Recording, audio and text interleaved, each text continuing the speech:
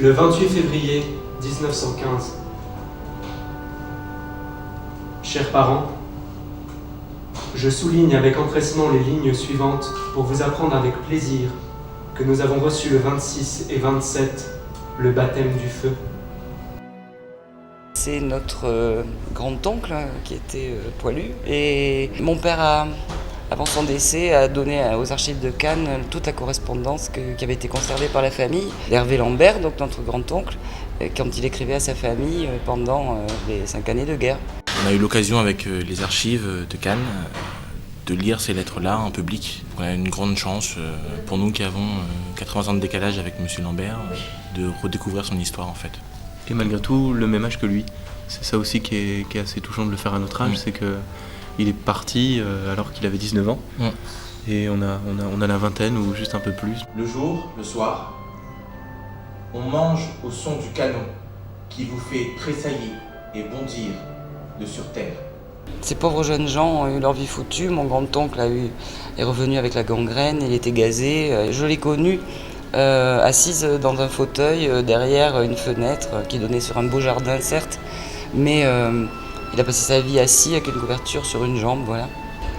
Mais il parlait jamais de la guerre. Quand il parle de sa situation au front, l'espoir est absent, on peut le dire comme ça, c'est-à-dire que c'est quasiment un constat qu'il fait à chaque fois.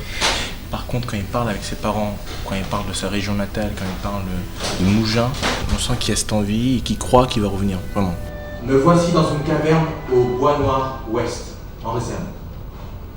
Et je profite d'un instant de loisir pour vous écrire de nouveau. D'ailleurs, dans ces lettres, il y a beaucoup de rapports aux plantations, à la saison. Enfin, il y a beaucoup de choses qui ont aussi rapport à la terre, en fait, parce que c'était un agriculteur. Le lendemain, nous arrivons au village Nègre, quand, étant en train de dîner, il commence à pleuvoir des 77 et les marmites.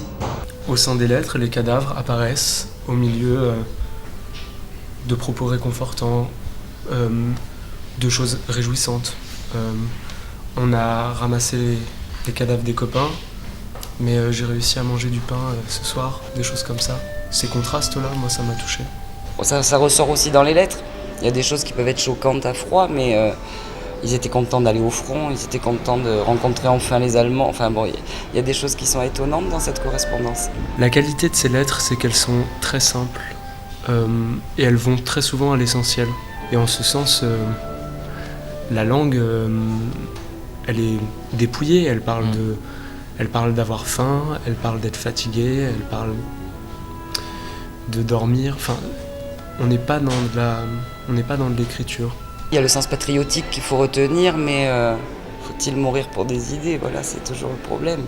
Et en même temps, eux, ils étaient très convaincus du bien fondé de leur action. Et ce qui est beau, c'est de voir les failles. C'est des moments où on sent que c'est vraiment lui qui parle.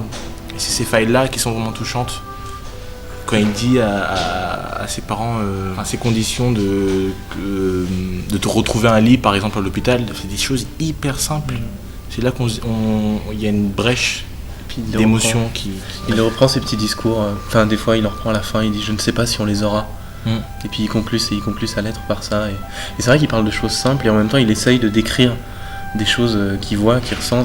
Et c'est ça qui est beau, je trouve, c'est qu'il utilise la simplicité de son écriture pour décrire la mort de ses camarades. Et on voit évoluer aussi son rapport à la mort, justement, son rapport à la guerre. Les crapouillots ne cessent de tomber, accompagnés de grenades à main, quelques queues de rats et des bombes asins qui causent eux aussi des ravages, blessant 2 hommes qui s'étaient perdus dans la tranchée. C'était des jeunes gens qui ont gaspillé leur vie, très certainement. Je crois que nous, on ne se rend pas compte de ce que c'est qu'une guerre, on n'a jamais vécu de guerre. Et il n'y a pas longtemps, et peut-être c'est encore le cas, mais en Ukraine, pas très loin, il y a une guerre qui s'est faite, qui se fait toujours. Et nous, là, à notre âge, on ne se rend pas compte de ce que c'est. C'est autant pour eux leur transmettre ce que leurs arrière-grand-pères ont vécu, et c'est aussi pour eux respecter leur choix de donner au monde une preuve de ce qui s'est vraiment passé.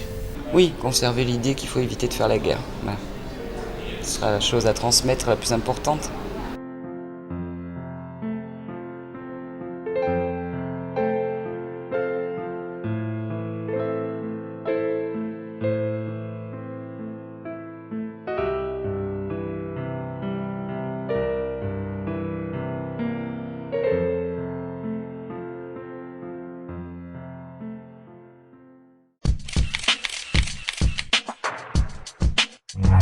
Bye.